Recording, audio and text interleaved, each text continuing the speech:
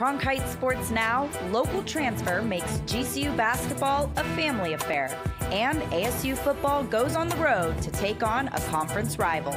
This is Cronkite Sports Now. Hello, and thanks for joining us for Cronkite Sports Now on Facebook Live. I'm Amanda Whitaker. The Seahawks are in the Valley today for some Thursday night football against the Cardinals. Here's how the two teams match up going into tonight's game. In the last 5 years, the two teams have played each other 10 times. Seattle has won the series 5-4-1 and have racked up a total of 280 points in that span against Arizona, who has 150. The average margin of victory is 29 for the Seahawks and only 5.25 for the Cards. Seattle has reached the playoffs each of the last 5 years, while Arizona was postseason bound twice.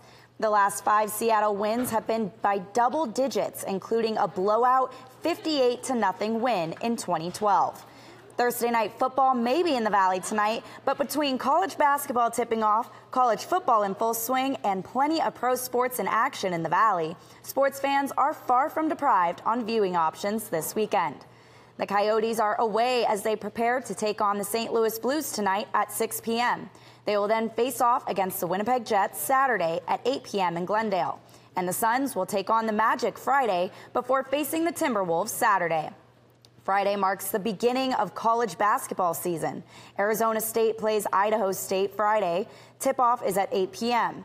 NAU is traveling down to Tucson to take on Arizona Friday at 6 p.m. GCU will face off against Florida A&M on Friday at 7 p.m. In the world of college football, Arizona State will travel to California to play UCLA on Saturday at 7:30 p.m. And Arizona will take on Oregon State in Tucson Saturday at 8:15 p.m. The ASU men's basketball team may kick off their 2018 season on Friday, but Sun Devil fans got a glimpse of the future when the team's latest recruiting class was eligible to sign on Wednesday. 5-star guard Lugans Dort and 4-star wing Elias Valtonen currently make up the class. Pair them with multiple high-profile transfers that will be eligible in 2019, and Hurley is hoping to see continued success on the recruiting front and on the court. We've tried to, to recruit hard, to build relationships, and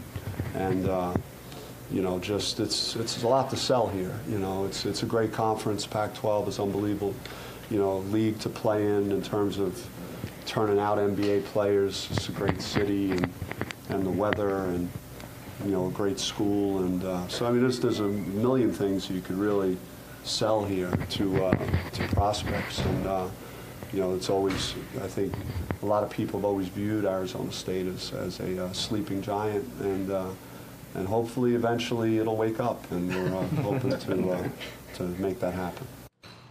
Now competing at the Division I level, Grand Canyon University is putting themselves on the map and even features a 2017 Final Four participant in Casey Benson, leaving Oregon behind and returning to the Valley.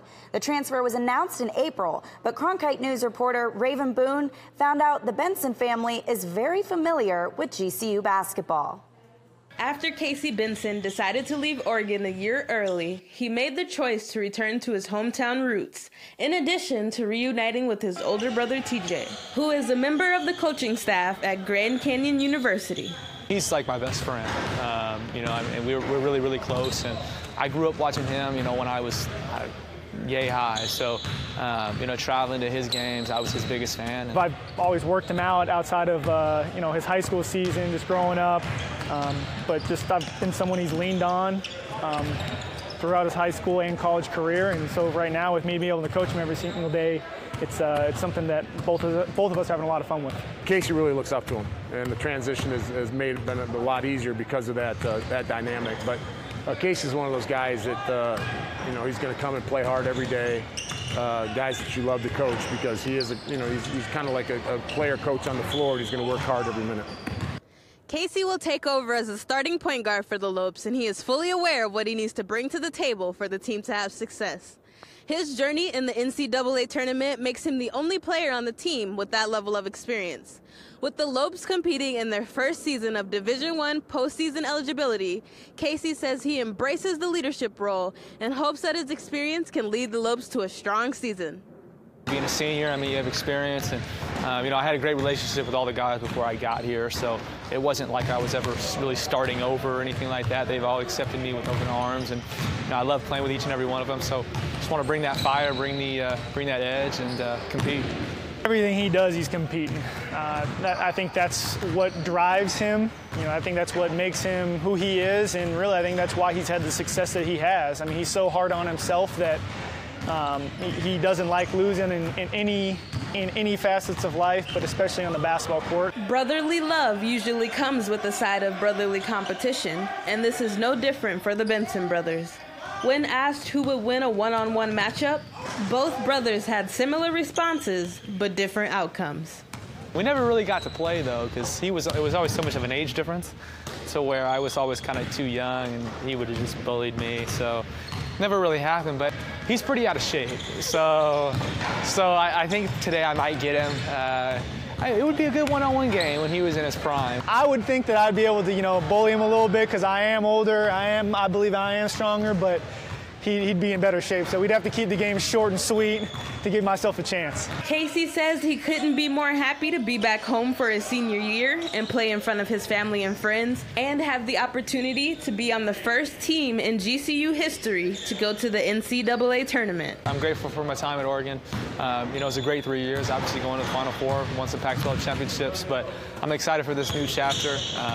Couldn't be more happy to be home, couldn't be more happy to be at GCU and represent this university, represent Arizona, and make some noise. Casey won 3 consecutive Arizona State championships at Corona del Sol High School and helped Oregon make an appearance in the Final Four last season in Glendale, Arizona. He also helped bring a Pac-12 championship to the program when he was only a sophomore. Now in his last year of eligibility, Casey said he hopes he can lead the Lopes to the big dance. In Phoenix, Raven Boone, Cronkite News. The Lopes open their season this Friday at home against the Florida A&M Rattlers. They split a pair of exhibition games with a loss to Nevada and a win against St. Francis. For top sports stories from around the Valley, be sure to visit the Cronkite Sports section on arizonasports.com. And as always, for top Arizona news stories, visit cronkitenews.azpbs.org. That's all for today's edition of Cronkite Sports Now on Facebook Live.